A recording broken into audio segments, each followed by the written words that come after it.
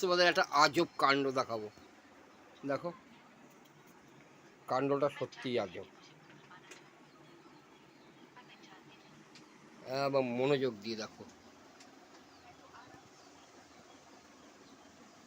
এ হচ্ছে একটা খাটের নিচ, সেই নিচটায় অবস্থা দেখো। তবে চলো একটু গুছিয়ে রাখি।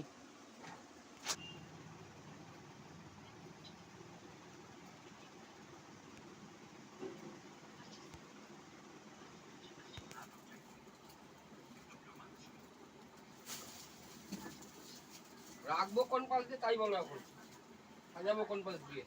ওই যেভাবে এই কোনো দিয়ে সাজাবো? হ্যাঁ হ্যাঁ হ্যাঁ হ্যাঁ দাঁড়াও, একটু হাওয়া খাওয়াইনি। হাওয়া খাক,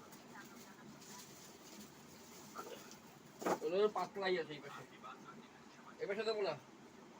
না হ্যাঁ, না কি রান্না করবো তুমি এখন?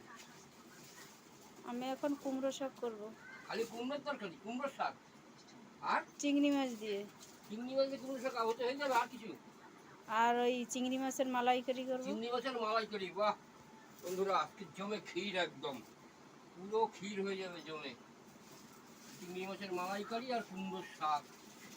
তাহলে আমি এগুলো গোছাই, পেঁয়াজ কাঠ একটা ভাঙলো, পরে চিংড়ি মাছের মালাই করি আর কুমড়ো শাক দিয়ে খাচ্ছি, তোমাদেরও দেখাবো।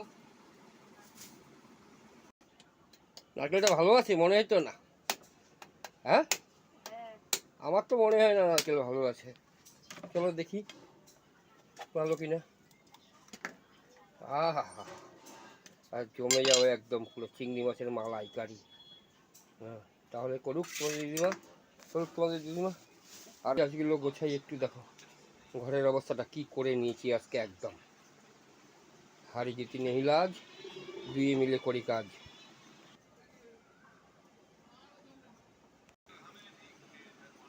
ও দাদু, শুয়ে পড়লে কেন? কষ্ট হয়ে গেছে? কষ্ট তো হবে, এতগুলো কাজ দিয়ে রাখছে, নিজে তো একটু হাত লাগাবা না, কষ্ট হবে না মানে? ও হো রে, কত কষ্ট! আহা, হ্যাঁ। যা রান্না করতেছে তাই তাই নাতনিরে ডাক দিতে পারতা।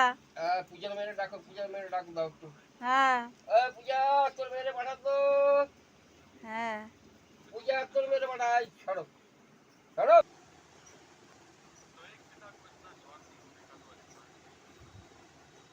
তাহলে বন্ধুরা, ভিডিওটা এই পর্যন্তই।